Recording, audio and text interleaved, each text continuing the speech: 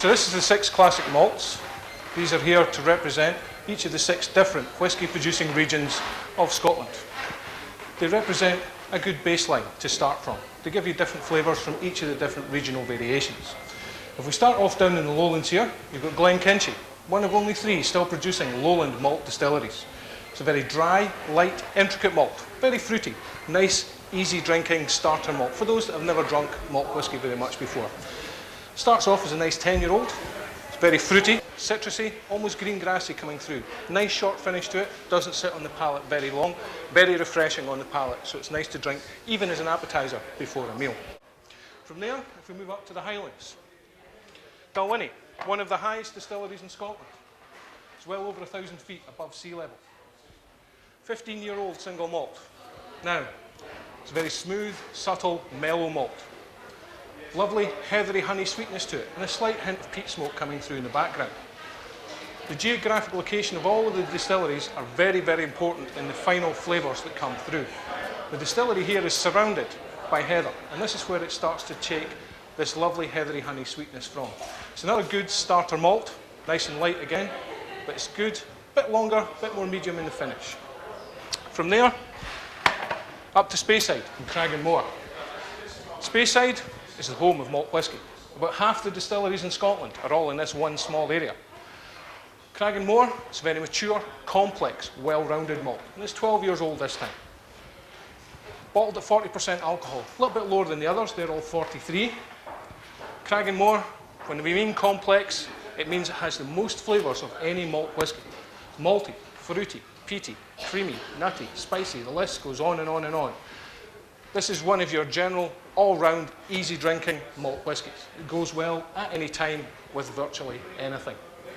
From there, over to the West Highlands and Oban. Oban is seen as a good stepping stone between the lighter malts in the east towards the much heavier, peatier island malts. It's a very rich, elegant malt, and we call it glowing because as you drink it, you should be getting a nice warm glow down here.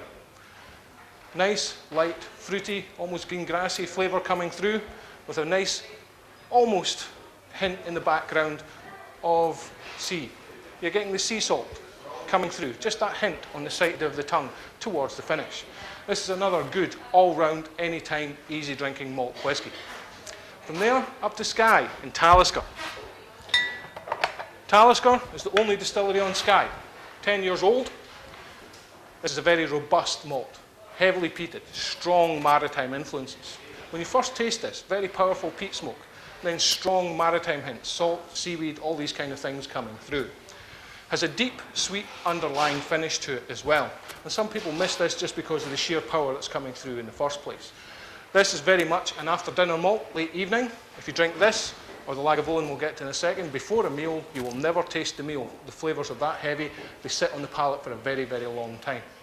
So from there, down to little island of Islay, down in the southwest, Lagavulin. 16-year-old single malt this time. Lagavulin is one of only 7 malts from Islay. It's one of the archetypal Islay malts. Very intense, very potent, and quite pungent to the nose. When you first smell it, powerful peat smoke, and then a very strong medicinal smell. When you first taste it, powerful peat smoke, and then a very strong maritime influence starts to come through. This is truly what you build up to in malt whisky. The flavours in here are very, very powerful. It's a bit like when you start to learn to drink wine. You start off from light to medium and up to heavy. Some people will never like these, they're just too strongly smoked, too much peat smoke. Other people only drink those because they like the power. There's no right or wrong in this, there's just different. Everybody has different flavours, everybody has different tastes, so that's why there's malt whiskies here to suit every single palate.